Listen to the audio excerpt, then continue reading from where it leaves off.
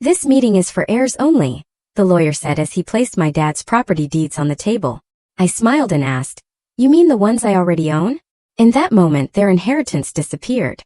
I thought losing my father was the hardest day of my life, but then my stepmother tried to erase me from his legacy entirely, only to discover my dad had played the ultimate long game, leaving her absolutely speechless. It was a rainy Tuesday morning in Singapore. I was elbow-deep in a multi-million-dollar development deal, the kind that defined my career, when my phone buzzed with a number I hadn't seen in 5 years. It was Grace, my oldest childhood friend, her voice cracking as she delivered the news that instantly stopped my world. "Max, your father passed away last night." 5 years. That's how long it had been since I'd set foot in Maplewood, the small town where I grew up. 5 years since the explosive argument with my father that sent me packing my bags, boarding a plane to Asia, determined to make my own name in international real estate. Now I was returning home, not as the prodigal son, but as a grieving stranger. As the taxi pulled up to the sprawling Victorian house that had been my childhood home, a wave of bittersweet memories washed over me. The basketball hoop where Dad taught me to shoot, the porch swing where we talked business plans late into summer evenings, the garden where we buried Mom when I was 10. Everything looked smaller somehow, like my memories had inflated its true size. Diana's sleek silver Mercedes sat in the driveway, alongside 2 other luxury vehicles I didn't recognize. My father, he always preferred his old Cadillac. Practical, reliable, unpretentious, just like him. I paid the driver, my suitcase suddenly feeling impossibly heavy. Before I could even reach the doorbell, the front door swung open. My stepsister Brittany stood there, her face a carefully composed mask of somber politeness that didn't quite reach her eyes. "Maxwell," she said, her voice flat, "we weren't sure you'd come." "He was my father," I replied simply. She stepped aside and I entered a house that no longer felt like home. The foyer had been completely redecorated in Diana's preferred ultramodern style. All cold chrome, sharp glass, and uncomfortable-looking furniture. Not a trace remained of Dad's warm woods and worn leather. "Mother's in the living room with Tyler and some guests," Brittany informed me, leading the way without offering to take my bag. There sat Diana, perched regally on a white leather sofa, holding court amongst a group of town locals I vaguely recognized. When she saw me, her perfectly painted face registered a flicker of shock before quickly rearranging itself into the practiced expression of a grieving widow. "Maxwell," she purred, rising to air-kiss my cheek. "What a surprise. We tried to reach you, of course, but your number had changed." It hadn't. "I'm sorry for your loss," I said formally, already tired of the dance we were about to perform. "When's the funeral?" "Tomorrow at 2, my stepbrother Tyler interjected, not bothering to get up from his sprawled position in an armchair. "We've handled all the arrangements." The message was crystal clear. I wasn't needed or wanted here. "Your old room is being used for storage now," Diana added, her voice dripping honey-sweet with poison underneath. "But we can make up the guest room for you." I nodded, suddenly desperate to escape the weight of their hostile stares. "I think I'll get settled then." As I turned to go, Diana called after me, "Harold Stevenson is handling the estate matters. He'll be here in the morning to discuss some paperwork. Family only. You understand." I understood perfectly. I was being explicitly, aggressively excluded from my own father's will reading. Grace found me later on the back porch, staring at the old oak tree where Dad and I had built a treehouse when I was 8. "They've been awful, Max," she said, settling beside me. "Ever since Richard got sick, they've been acting like they own the town already. Diana's been meeting with developers, talking about selling off properties." Grace, who'd grown up next door and stayed in Maplewood, confirmed my worst fears. My father's health had deteriorated rapidly in the last year, information Diana had conveniently never shared. "Your dad asked about you," Grace said quietly. "All the time. He kept your international magazine features in his office." My heart just ached. "His office is still intact?" I asked, hope flaring. Grace shook her head. "Diana cleared it out last week. Had everything boxed up and moved to storage. She even changed the locks." I thanked Grace for coming by, my mind racing as I headed back inside. The guest room was exactly what I'd expected. Impersonal, cold, utterly devoid of my belongings or history. As I unpacked, I heard voices from the hallway. "Once Harold confirms the will tomorrow, we can move forward with the Riverside property sale," Diana was saying. "Lawrence has already made an offer." "What about Maxwell?" Tyler asked. "Think he'll cause problems?" Diana's laugh was sharp, dismissive. "What can he do? Richard left everything to us. Maxwell made his choice when he abandoned his father." That word, abandoned, it cut me deeper than anything else. My hands began to shake with a mix of fresh grief and old, simmering anger. Dad and I had our differences, yes, but abandoned? I'd called for months after leaving, only to have Diana tell me he was too busy, or not interested in speaking with me. Eventually, out of sheer exhaustion and pain, I'd stopped trying. That night, unable to sleep, I wandered the house. In the library, I found some of my old books still on the shelves. I pulled down my favorite, The Count of Monte Cristo. Dad had given it to me on my 16th birthday, inscribing it with a simple, profound message. To Maxwell. Remember that patience and planning always win in the end. As I flipped through the yellowed pages, a crisp envelope slipped out and fell to the floor. Inside was a letter in my father's distinctive handwriting, dated just 3 months ago. Maxwell, if you're reading this, I'm likely gone. Diana doesn't know about this letter or the arrangements I've made. There's a safety deposit box at First National, box number 247. The key is taped to the back of the Monte Cristo painting in my office. Whatever you may think of me, know that I always had a plan. My heart pounded. Always had a plan. I made my way to Dad's office. The door was locked, just as Grace had said. But I remembered the loose floorboard in the hallway, where Dad always kept a spare key. Some things, thankfully, never change. Inside, the room had been stripped bare. No papers, no books, no personal items. But the painting still hung on the wall. I carefully removed it, finding the small key exactly where Dad said it would be.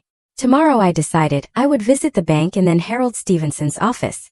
It was time to find out exactly what my father had been planning. Growing up as Richard Harrison's son meant learning about real estate before I could even ride a bike. Some fathers taught their kids to throw baseballs. Mine taught me to calculate property values and spot a bad foundation from 100 yards away. After Mom died of cancer when I was 10, it was just Dad and me against the world for 3 years. We were a team. He was grooming me to take over Harrison Properties someday, and I was soaking up every single lesson. Then Diana Winters came into our lives. She was beautiful, charming, and seemed to genuinely care about Dad. I was 13 when they married, old enough to be wary, but young enough to hope for a new family. Diana had 2 children from her previous marriage. Brittany, who was my age, and Tyler, 2 years younger. For a while things were okay. Not great, but okay.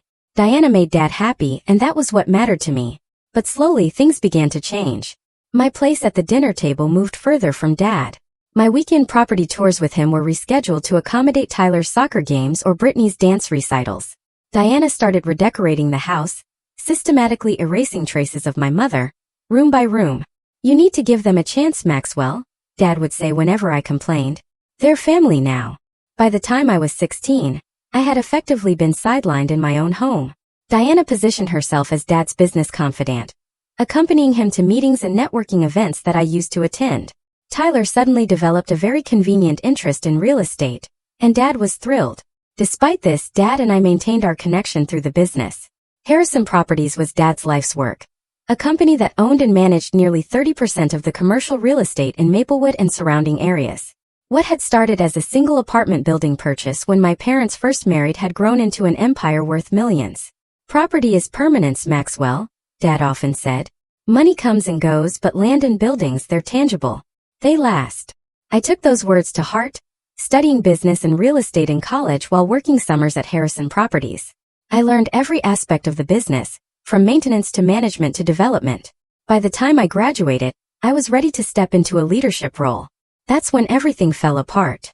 Dad had been planning a major development, a mixed-use riverfront project that would revitalize Maplewood's downtown. We had spent months on the plans together. But when I returned from a trip researching similar developments in other cities, I discovered that significant changes had been made without my input. Diana and I thought a more upscale approach would yield better returns, Dad explained when I confronted him. The luxury condos will sell better than the mixed-income housing you proposed. That wasn't the vision, I argued, years of resentment pouring out. I accused him of choosing his new family over me, of abandoning our shared values for Diana's materialistic vision. He accused me of being inflexible and idealistic. Maybe you're not ready for this level of responsibility, he finally said. Perhaps you should take some time to mature before joining the company leadership. That was the last straw. I packed my bags that night and caught a flight to Singapore, where a college friend had offered me a position in his developing firm. I vowed to prove I could succeed on my own terms. And I did. Over the next 5 years, I built a reputation for innovative, community-minded development projects across Southeast Asia. My work was featured in international business magazines. I won awards for sustainable design. I made more money than I could spend. But the rift with my father remained unhealed. Monthly calls dwindled to holiday greetings, then to nothing. I told myself he knew how to reach me if he wanted to. According to Grace, he had tried, but Diana had intercepted his attempts. The morning after my arrival in Maplewood, I headed to First National Bank as soon as it opened. The safety deposit box contained exactly what I'd hoped: a folder of legal documents, property deeds, and a USB drive. I found a quiet coffee shop and plugged the drive into my laptop. It contained a video file dated 6 months ago. Dad appeared on screen looking thin and pale, so different from the robust man I remembered. "Maxwell," he began, his voice raspy. "If you're watching this, then you found my letter and I'm gone. First, I need to apologize. I let Diana come between us, and that's my greatest regret. But I want you to know I never stopped planning for your future." He explained that over the past 3 years, he had been quietly transferring ownership of key Harrison Properties assets directly to me. The Riverside development lands, the downtown commercial block, the apartment complexes on Maple Street, all had been legally signed over to me through a series of trusts and transfers designed to minimize tax implications. "Diana doesn't know," he continued. "After your argument, I realized she had more influence over me than was healthy. I saw how she was positioning Tyler to take over despite his lack of experience or genuine interest. I couldn't let everything I built, everything I wanted for you, be squandered." My father had been diagnosed with pancreatic cancer 2 years ago. Given a limited time, he had set his affairs in order, working with his old friend and business partner Franklin Ross to ensure his legacy would be protected. "The will reading will be difficult," Dad warned in the video. "Diana expects to control everything. The official will leaves her the house and some accounts, enough to maintain her lifestyle. But the bulk of the business assets are already yours. Franklin has all the details." The video ended with my father looking directly into the camera. "I'm proud of what you've accomplished, son. Now come home and finish what we started together." I sat in stunned silence, tears streaming down my face as the screen went dark. It was like a gut punch, followed by the warmest embrace. All this time Dad had been protecting me, protecting our shared vision, and I hadn't been there for him when he needed me most. After composing myself, I called Franklin Ross and arranged to meet him at his office. The gruff older man had been my father's friend since college and had always treated me kindly. When I arrived, he greeted me with a bear hug. "About time you showed up," he said. "Your dad was worried you wouldn't come back even after he was gone." Franklin confirmed everything in the video. Dad had legally transferred ownership of the most valuable Harrison properties to me through a variety of means. Some as gifts, others through sales at nominal prices. All perfectly legal and binding. "Diana's going to be furious," Franklin warned. "She's been making plans based on controlling those assets. She's already in talks with Lawrence Blackwood about selling the Riverside property." Lawrence Blackwood was Dad's longtime business rival, a developer known for cheaply built, overpriced properties. The thought of his hands on my father's carefully assembled portfolio made my blood boil. "What about the will reading?" I asked. Franklin's expression darkened. "Harold Stevenson has been Diana's puppet for years.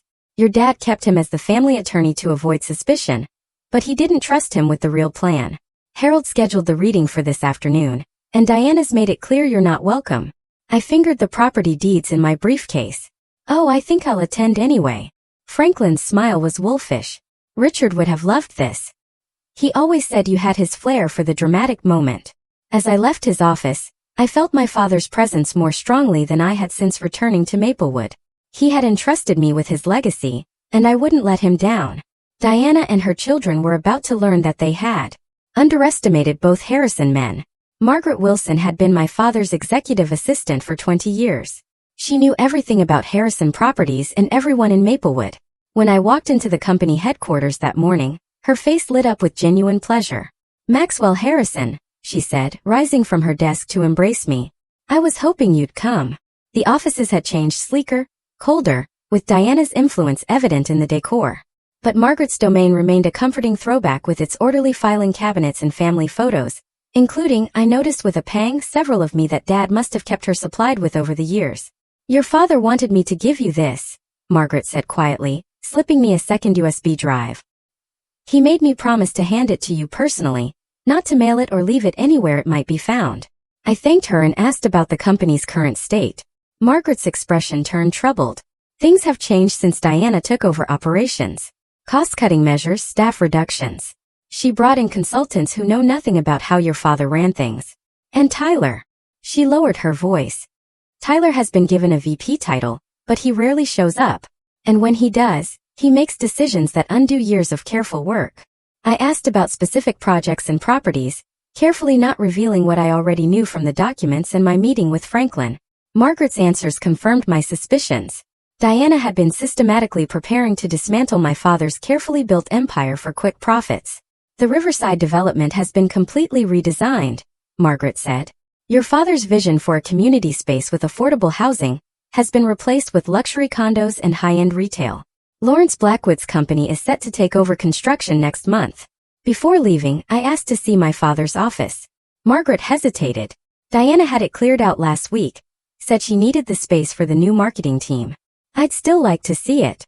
The room that had once been filled with my father's books, his maps, his collection of local historical photographs was now an empty shell.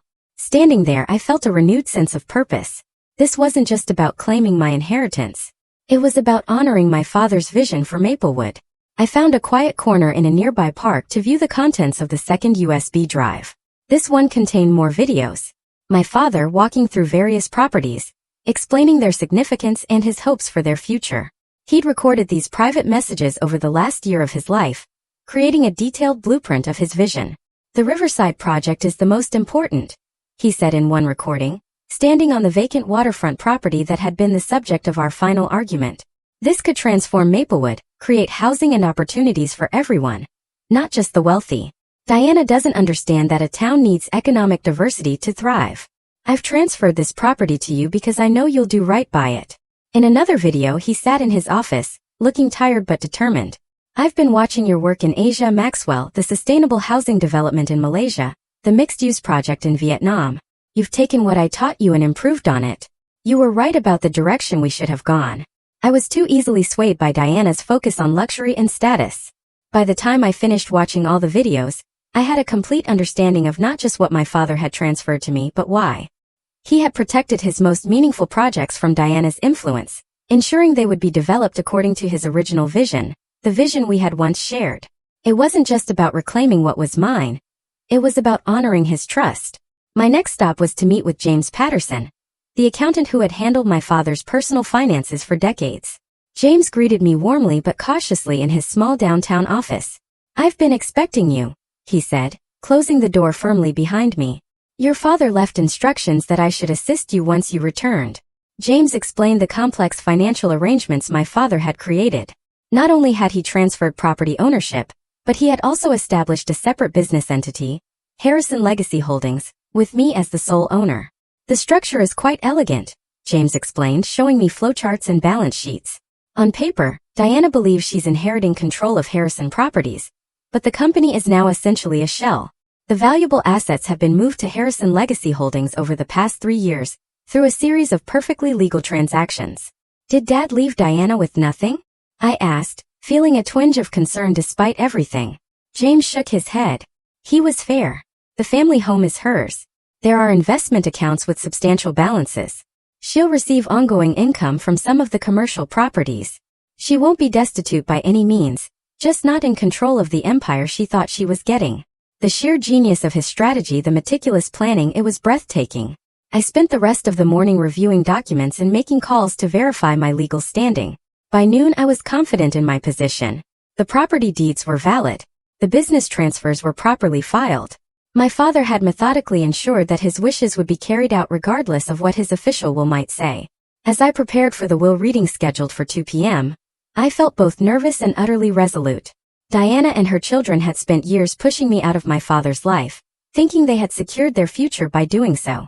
They had no idea what was coming.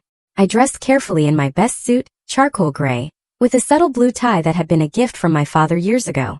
In my briefcase, I organized the key documents I might need: property deeds, business registration papers, transfer records, irrefutable evidence of my father's true intentions. Before heading to Harold Stevenson's law office, I made one last call to Grace. She had been my closest confidant since my return, and I valued her insight into how to handle the confrontation ahead. "Diana's been telling everyone you abandoned your father and don't deserve anything," Grace warned me. "She's been playing the devoted wife role to perfection.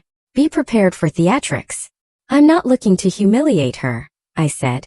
I just want to honor Dad's wishes. Grace's silence spoke volumes. Okay, I amended. Maybe I want to humiliate her a little. Grace laughed.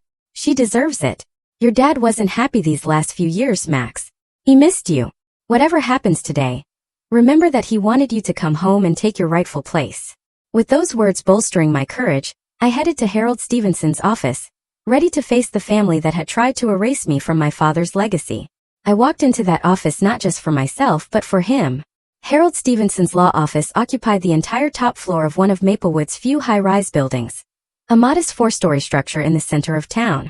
My father had actually owned the building, though I wondered if Harold knew that ownership had transferred to me 6 months ago. I arrived 5 minutes before the scheduled time, taking a moment in the lobby to center myself. This confrontation had been years in the making, though neither Diana nor her children realized it yet. The receptionist looked startled when I gave my name. "Oh, Mr. Harrison, let me check with Mr. Stevenson." She disappeared down the hallway, returning moments later with a flustered-looking Harold. Harold Stevenson had been my father's attorney for 20 years. He drafted my first will when I turned 18, handled the paperwork when I bought my first investment property at 21. Yet now he regarded me like a stranger. Worse, an intruder. "Maxwell," he said, not extending his hand. "This is unexpected. Today's meeting is just a small family gathering to discuss preliminary matters." "I'm family," I replied simply. "My father's only blood relative, in fact." Harold's discomfort was palpable. "Diana felt it would be best if, given your estrangement, perhaps we could arrange a separate meeting to discuss any concerns you might have." "I'll join today's meeting," I said firmly. "Shall we?" Without waiting for a response, I walked past him toward the conference room, where I could hear voices. Harold hurried after me, nearly tripping in his haste. When I pushed open the door, the conversation inside abruptly ceased. Diana sat at the head of the table, where my father would have sat, dressed in elegant black that complemented her ash-blonde hair. Brittany and Tyler flanked her like courtiers. A few other people were present. Dad's banker, a cousin of Diana's who had never liked me, and a man I recognized as Lawrence Blackwood's attorney. The air was thick with barely contained hostility. Diana recovered first. "Maxwell, this is a surprise." Her tone suggested it was anything but pleasant. "I came to hear my father's will," I said, taking a seat directly opposite her. Harold hovered uncertainly at the door. "Diana, I wasn't aware Maxwell would be joining us." Diana's perfectly made-up face hardened. "This meeting is for heirs only," she said coldly. "Maxwell removed himself from this family years ago." I said nothing, simply opening my briefcase and removing a folder of documents. "I think we should begin," Harold said, taking his seat and arranging his papers. "We're here for the reading of Richard Harrison's last will and testament." As Harold began reading the formal legal preamble, I studied the faces around the table. Diana maintained a mask of somber dignity, occasionally dabbing at dry eyes with a lace handkerchief. Tyler looked bored, checking his watch repeatedly. Only Brittany showed any genuine emotion, her eyes red-rimmed and puffy. "To my wife, Diana," Harold read. "I leave our family home at 247 Maple Avenue, its contents, and the sum of $2 million. Diana nodded, as if this were exactly what she expected. I noticed she didn't seem surprised or particularly grateful. This was clearly the minimum she had anticipated. "To my stepdaughter, Brittany, I leave the sum of $1 million and my collection of first edition books." Brittany looked up in surprise at this last part. My father's book collection had been his pride, carefully assembled over decades. I was startled too. This didn't align with the plans Dad had shared with me, but I remained silent, waiting. "To my stepson, Tyler, I leave the sum of $1 million and my vintage car collection." Tyler smirked. Dad's cars were worth a considerable amount. The 1965 Mustang alone was valued at over $100,000.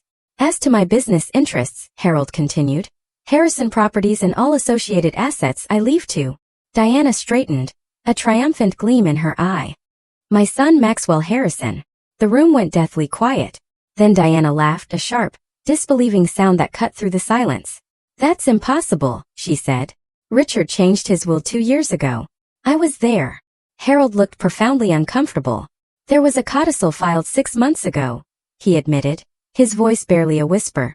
"It reversed the previous changes." Diana's face flushed with anger. "You never mentioned this." "I wasn't aware of it until yesterday," Harold said weakly. It was filed with the court directly by Richard. I received the official copy yesterday afternoon. It doesn't matter, Diana said dismissively. Harrison Properties' assets are what matter. And I've been running the company for the past year. The board will never accept Maxwell's leadership after he abandoned his responsibilities. The mask finally slipped. This was the moment I'd been waiting for. I placed the property deeds on the table, sliding them toward the center where everyone could see. These are the deeds to the Riverside Development property, the downtown commercial block, the Maple Street apartments, and 12 other key properties, I said calmly. You'll notice they're all in my name. Have been for some time. Diana snatched up the papers, her hands shaking as she flipped through them. These must be forgeries. They're not, I said. Dad transferred ownership to me legally over the past 3 years. You can verify with the county recorder's office. You mean, I added, unable to resist the dramatic flourish my father would have appreciated. The ones I already own. The heir just left the room. Tyler jumped to his feet. You can't just come back after 5 years and take everything. I'm not taking anything, I replied evenly. I'm claiming what already belongs to me, what Dad wanted me to have. Diana's face had gone from flushed to ashen. Harold, is this legal? Can he do this? Harold, who was examining copies of the deeds with a stunned expression, nodded reluctantly. The transfers appear legitimate. If Richard signed these properties over while he was alive, they wouldn't be part of the estate. What about Harrison Properties? Diana demanded, her voice now a desperate squeak.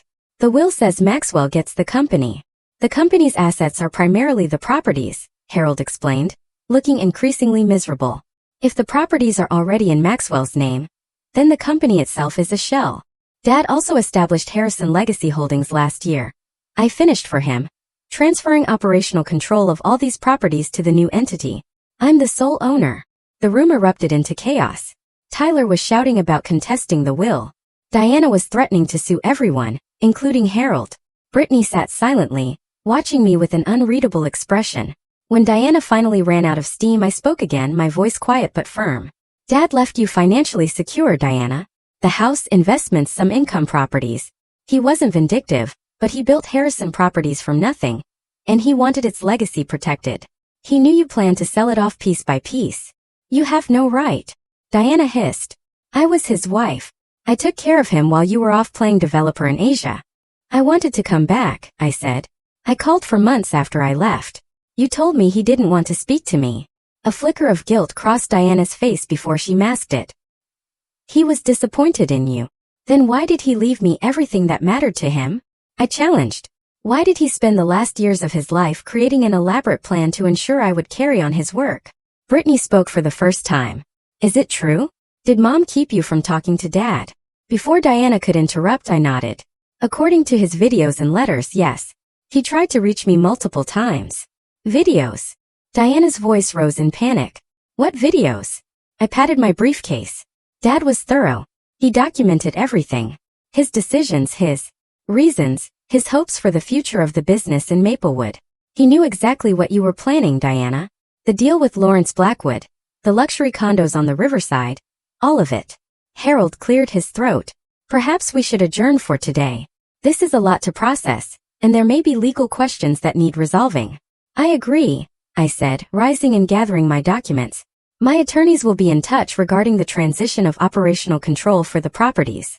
In the meantime, I'd appreciate it if no further business decisions are made without my approval. As I turned to leave, Diana called after me, her voice laced with venom. This isn't over, Maxwell. Your father wasn't in his right mind toward the end. We'll contest everything. I paused at the door. You're welcome to try, but Dad didn't just leave me property and a company, Diana. He left me the truth. Are you sure you want that made public? The threat hung in the air as I walked out, my heart pounding, but my step lighter than it had been in years. It was the ultimate mic drop, and I relished every second. I had honored my father's wishes. Now came the hard part. Rebuilding what Diana had tried to dismantle and fulfilling the vision my father and I had once shared. The morning after the will reading, Maplewood was buzzing with gossip. In a small town like ours, news traveled faster than the internet. By the time I stopped at Bernard's Bakery for coffee, I'd received a dozen curious stares and several congratulatory nods from old-timers who'd known my father for decades.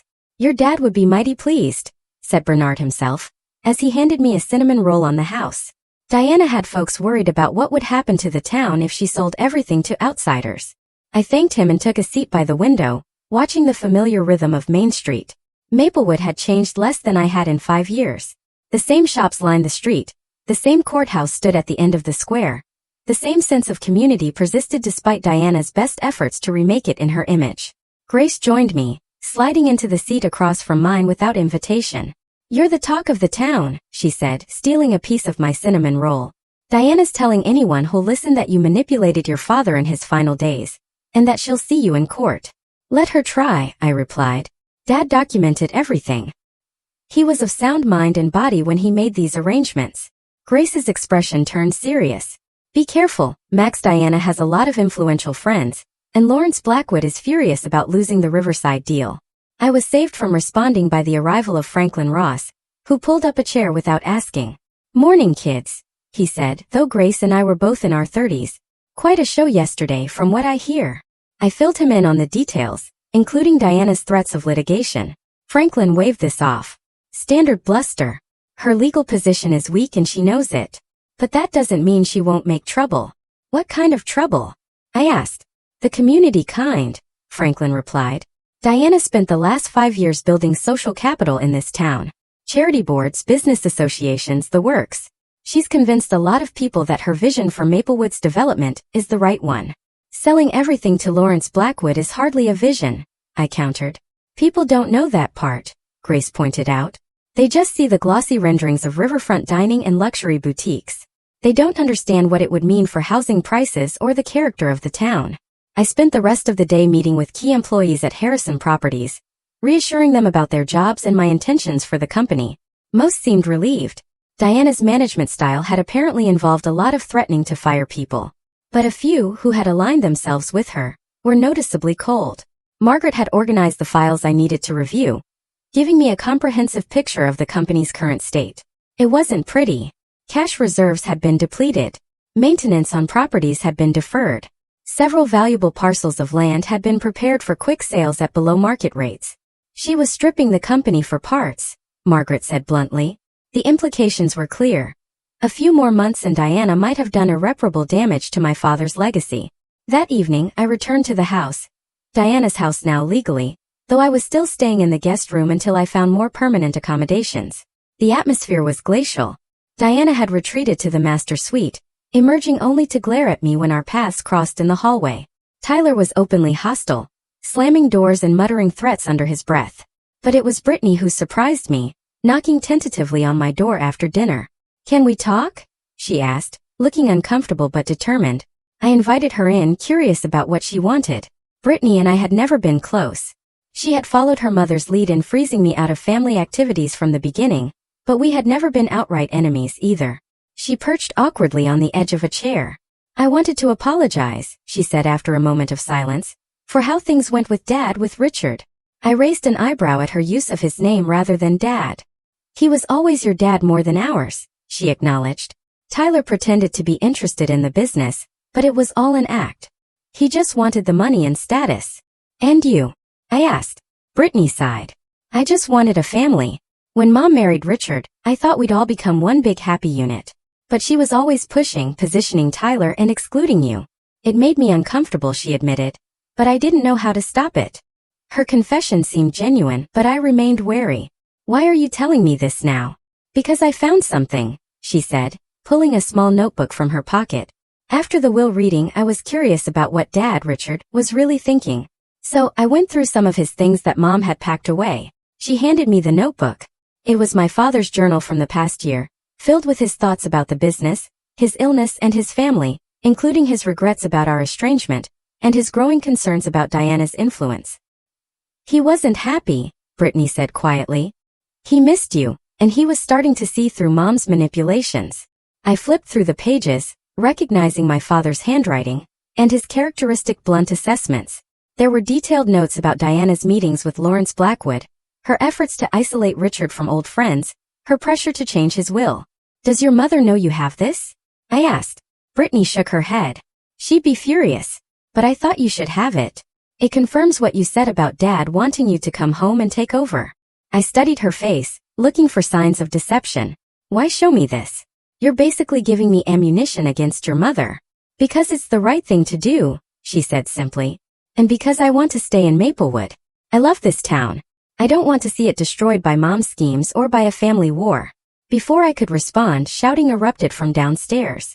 We hurried down to find Tyler and Diana in a heated argument with an unfamiliar woman who bore a striking resemblance to my father.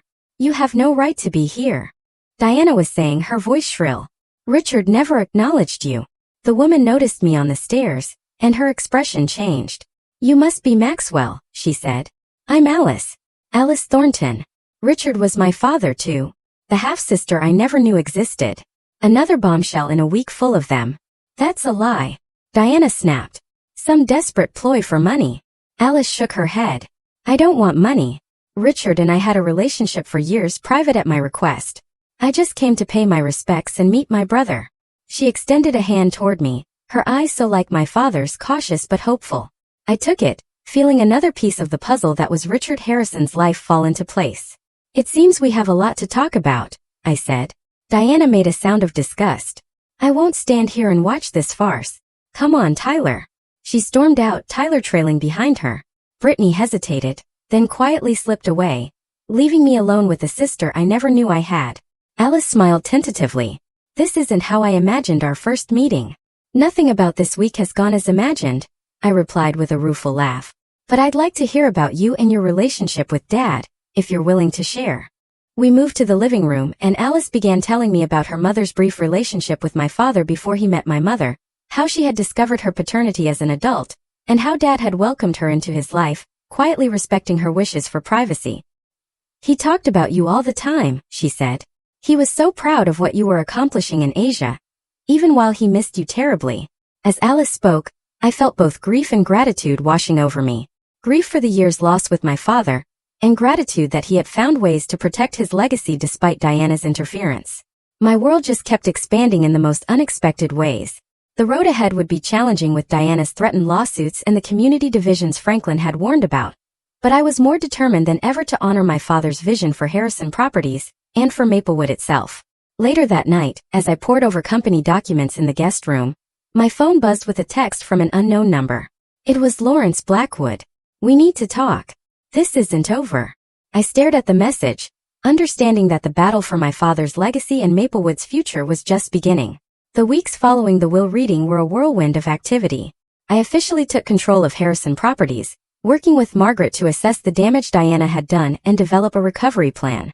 The employees largely rallied around me, relieved to have clear leadership again after months of Diana's chaotic management.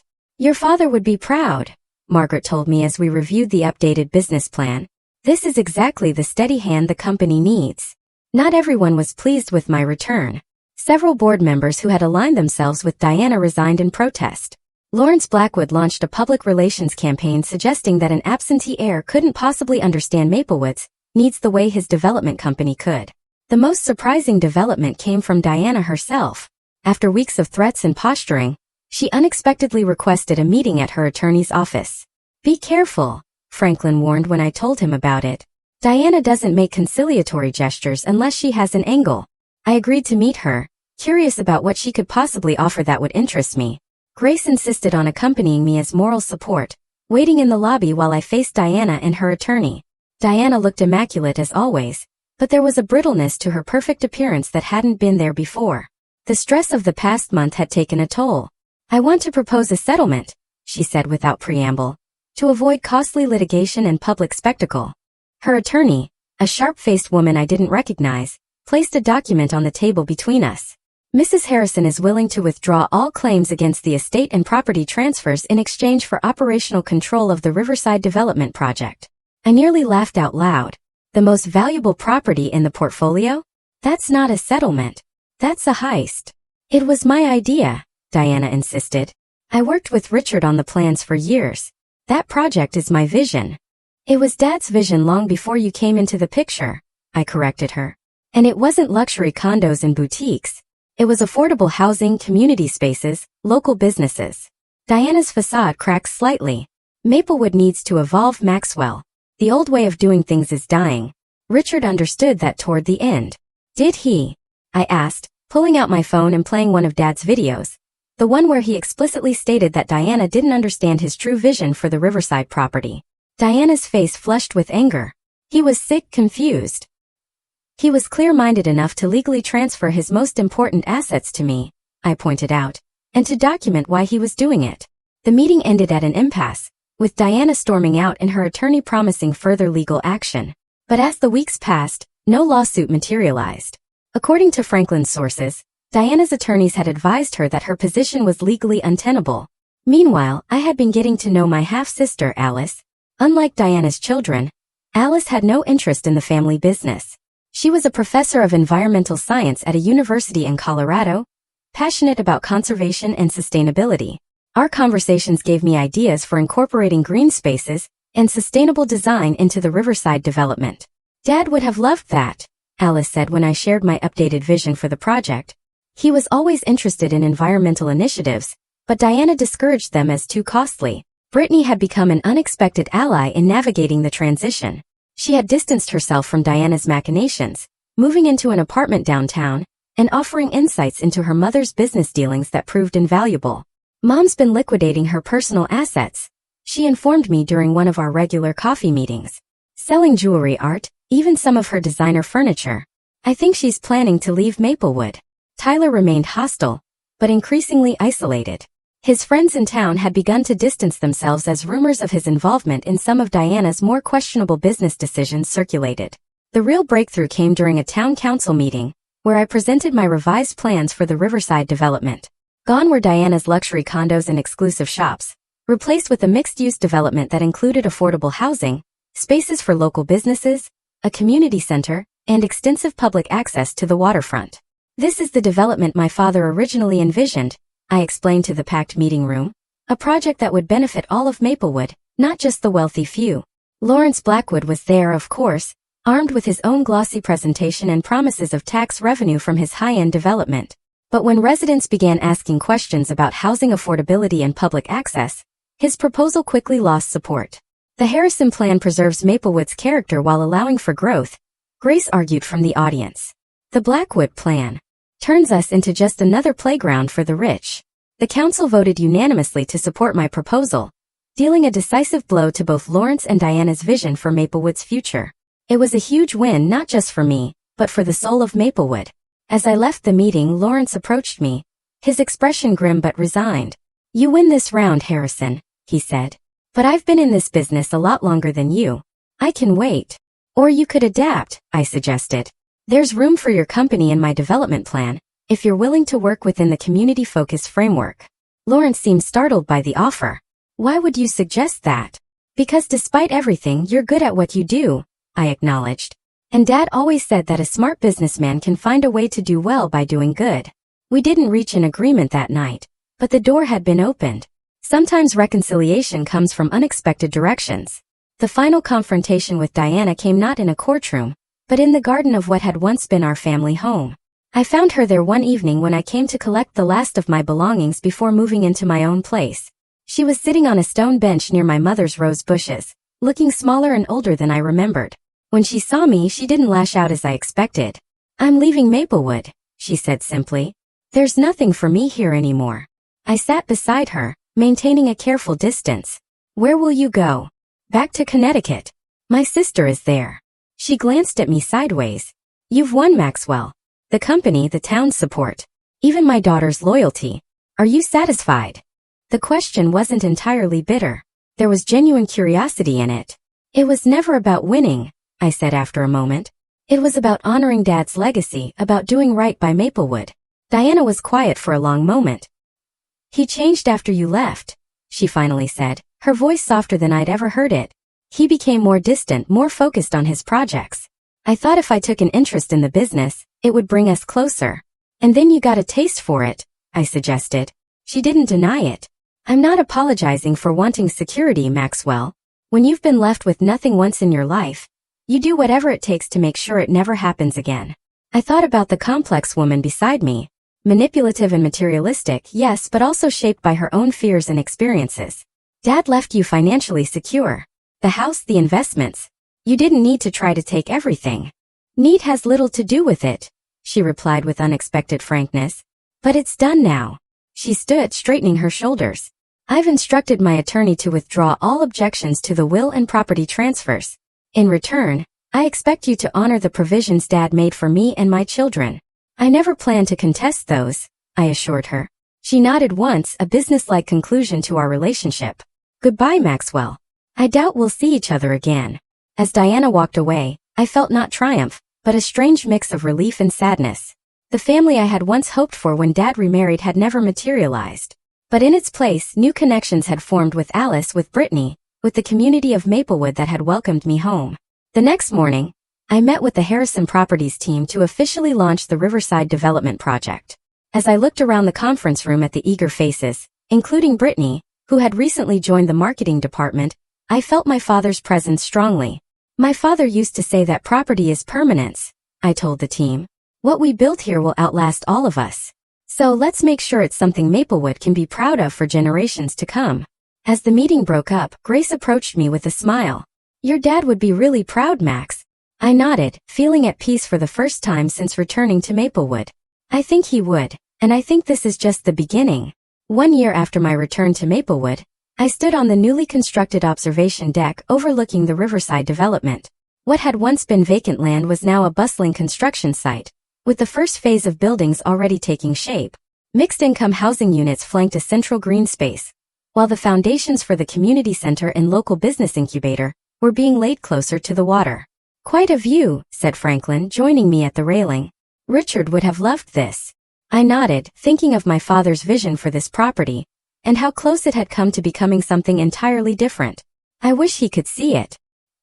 He can, Franklin said simply, pointing to a bronze plaque we had installed at the entrance to the development. Richard Harrison Memorial Park would be the centerpiece of the project, ensuring that my father's contribution to Maplewood would be remembered. The past year had been transformative, both for Harrison Properties and for me personally. Taking control of my father's company had forced me to put down roots in a way I'd avoided for years, to engage with the community not just as a developer, but as a citizen with a stake in its future. The scholarship committee approved all 15 applications, Alice informed me, consulting her tablet as she approached. My half-sister had moved to Maplewood 6 months ago to help establish the Richard Harrison Foundation, which provided educational opportunities for local students interested in sustainable development and community planning. Perfect, I replied. And the internship program launches next month. We've got partnerships with 3 colleges already. Alice had become an integral part of my life, bridging the gap between my past and present. Through her, I learned stories about our father I'd never known. His quiet environmental activism, his anonymous support for students who couldn't afford college, his mentorship of young entrepreneurs. He never wanted recognition, Alice explained once. He just wanted to make things better. In that spirit, I had redirected Harrison Properties toward development that balanced profit with community benefit. It wasn't always easy. Lawrence Blackwood and his allies on the Business Council frequently opposed our more progressive initiatives, but we were making progress. Surprisingly, it was Brittany who often helped navigate these political waters. Having grown up watching Diana charm and manipulate her way through Maplewood society, Brittany had developed a keen understanding of the town's social dynamics. Lawrence is planning to speak against the affordable housing expansion at next week's council meeting, she warned me as we walked back to the office. He's been lobbying council members behind the scenes. Any suggestions? I asked, having learned to value her strategic thinking. Brittany smiled. I've already arranged for residents from the first phase to attend and share their stories. Lawrence can argue with us, but he can't argue with families who now have stable housing because of the development. Back at Harrison Properties headquarters, I found Margaret waiting with a stack of documents requiring my signature. Among them was the final paperwork, severing Diana's remaining connections to the company. She had agreed to sell her minority shares in exchange for a lump sum payment. Have you heard from her? Margaret asked as I signed the forms. Not directly, I admitted. Brittany says. She's remarried and living in Greenwich. Apparently, she's joined the board of an art museum and is busy reinventing herself as a philanthropist. I harbored no ill will toward Diana anymore. She had acted according to her nature, just as my father had ultimately acted according to his by ensuring his legacy would be protected. The Richard Harrison I had come to know through his videos, journals, and the stories others shared was more complex than the father I thought I knew, more strategic, more far-sighted, more forgiving of human weakness. You've got dinner with Grace at 7, Margaret reminded me as I handed back the signed documents. And don't forget, The Historical Society wants an answer about the old mill property by tomorrow. I thanked her and headed to my office, my father's old office, which I'd restored to something resembling its former state with the addition of my own touches. The Monte Cristo painting hung in its original place, though the hidden key was long gone. Photographs lined the shelves, not just of me and Dad, but now including Alice, Brittany, Grace, and other important people in my life. The most meaningful addition was a simple framed note that had been among my father's personal effects. Property is permanence, but legacy is in people. Alright. I'd made peace with Tyler as well, in a manner of speaking. After several months of hostility, he had finally approached me with a business proposition. He wanted to open a high-end restaurant in one of the Harrison Properties buildings downtown. Against Margaret's advice, I had agreed, offering favorable lease terms. He'll mess it up, Margaret predicted darkly. He has no work ethic. But surprisingly, Tyler's restaurant had become a success. He had found his passion in the culinary world, something Diana had apparently always discouraged as beneath their social status. While we would never be close, we had reached a civil understanding. As the sun began to set over the river, I made a final call to check on the status of the memorial scholarship named for my mother. This had been one of my first initiatives upon taking control of the company, creating a fund for young women pursuing careers in architecture, my mother's unfulfilled dream. The first recipients graduate next spring, the program administrator informed me. They're already asking about internship opportunities with Harrison Properties. After hanging up, I took a moment to reflect on how far I'd come since that rainy day in Singapore when I'd received the news of my father's death. I had returned to Maplewood, angry and hurt, focused on claiming what was rightfully mine. Somewhere along the way, that mission had transformed into something larger, honoring not just my inheritance, but the responsibility that came with it. The confrontation at the will reading, my dramatic moment of placing the property deeds on the table, now seemed like a lifetime ago. It had been satisfying, yes, but the real satisfaction came from what followed. The relationships rebuilt, the community strengthened, the legacy secured. Grace was waiting for me at our favorite restaurant, her smile warming as I approached. Our friendship had deepened over the past year, gradually evolving into something more. She had been my anchor through the tumultuous transition, my guide to the Maplewood that had evolved during my absence, and eventually my partner in both business and life. The riverside lookout is spectacular, I told her as we settled at our table. You should see the sunset from up there. Show me after dinner, she suggested. I nodded, already planning to bring champagne. The ring I'd purchased last week was burning a hole in my pocket, waiting for the perfect moment. As we enjoyed our meal, I found myself thinking about the journey that had brought me here. The inheritance I had fought for had turned out to be so much more than property deeds and business assets. It was a chance to reconcile with my past, to forge new connections, to build something meaningful on the foundation my father had created. The real estate deeds I had dramatically presented at the will reading had been important, yes. They had given me legal control of my father's legacy. But the true inheritance was the vision and values he had instilled in me. The lessons about community and responsibility that had shaped my approach to development, even during our years apart. Diana had never understood that. She had seen the properties as assets to be leveraged, the business as a source of wealth and status. She had missed the deeper purpose that had driven my father throughout his life. As Grace and I walked along the riverfront after dinner, hand in hand in the gathering twilight, I felt a profound sense of gratitude for my father's foresight, for the second chance at belonging in Maplewood, for the opportunity to build something that would outlast me. What are you thinking about? Grace asked, noticing my contemplative mood. Legacy, I replied. What we leave behind. How we're remembered. She squeezed my hand. Your dad would be proud of what you've done here. What you're still doing. I nodded, thinking of the complex, imperfect, ultimately loving father I had come to know better in death than I sometimes had in life. He had made mistakes. We all did. But in the end, he had done his best to protect what mattered most. As we reached the observation deck overlooking the project that would define Maplewood's future, I knew it was time. The ring box felt heavy in my pocket, but my heart was light. Whatever came next, I was exactly where I was meant to be, building on my father's legacy while creating my own. Have you ever had to stand up for what was rightfully yours against people who tried to take advantage? Or have you experienced a moment where you had to choose between justice and reconciliation? I'd love to hear your stories in the comments below. And remember, sometimes the most valuable inheritance isn't property or money, but the values and vision passed down through generations.